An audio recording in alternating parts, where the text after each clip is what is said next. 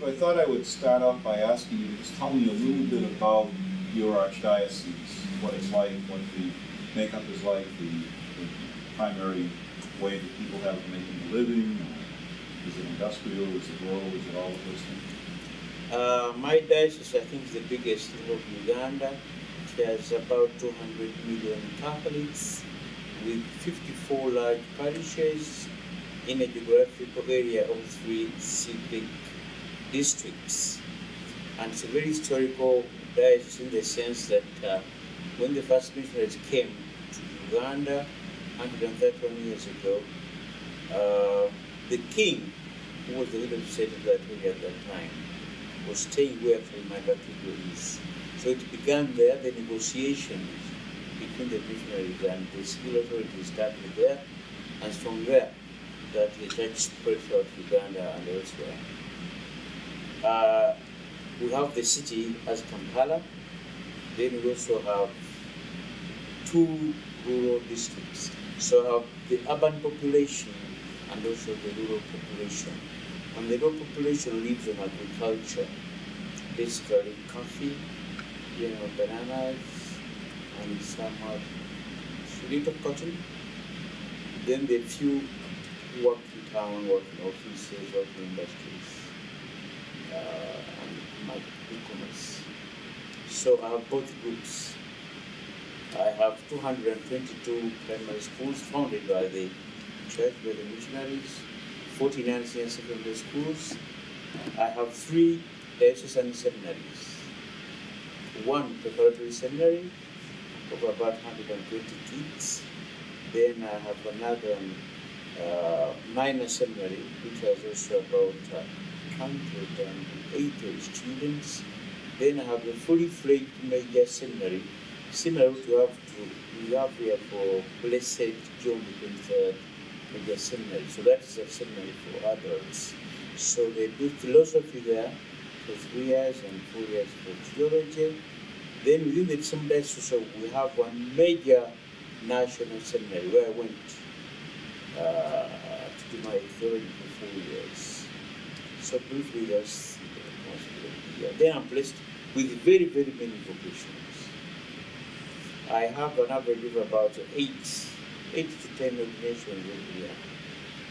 And I also help out in other areas where bishops do need priests both within Uganda and then also outside Uganda. In my major seminary, which is St. Barbara Major Seminary, I have 158 students. The capacity for which the seminary was built, I think, was meant for just about 100 students. So we are squeezing them into rooms. Now we have a program of putting up a new dormitory, a new hostel for the students so that they live in health conditions.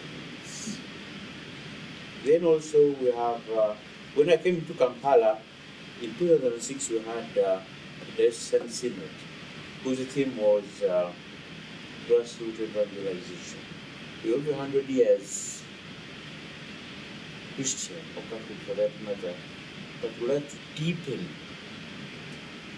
the faith of our people because of many challenges that we have today. Some of the challenges we have Islam, we have the Pentecostal churches, then we have the African traditional religions. In each small town you would find a mosque. In each village you would find a shrine for the African traditional religion, which is not the same for the Catholic Church. So we have a dream. In each of our small townships, and villages, we have multi-purpose centers whereby we could address issues which attract people to go elsewhere. And basically, there are 3. 1, health challenges. People don't have access to medicine, don't have access to hospitals. There are not very many. I have a geographical area covering 3,635 square kilometers. And in that area, I have only 4 hospitals and 9 small health units. So when people get sick, what happens? They would go to the African traditional medicine man who actually handles everything, both psychological and also physical disease. They also handle poverty challenges. They're able to give, all these challenges. Then also we have the challenge of access to worship. It's strong in many people's lives, but also have the Uganda matters for our ancestors, in faith.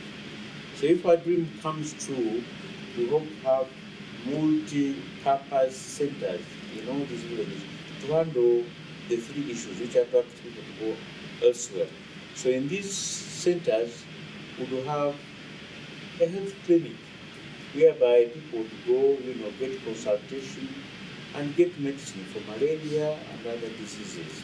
But the malaria is still very strong in my area and kills more people than even HIV/AIDS and other diseases.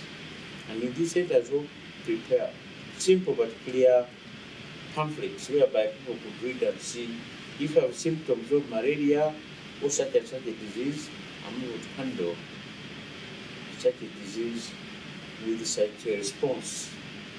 We have herbs which can also be accessible to people in the villages, and then we hope to have first aid toolkits whereby somebody will go and get some malaria and any other disease, then have access to medicine. We're also planning, or we have already started, that people start a culture of savings. In Africa, we don't have a culture of savings. People live from hand to mouth.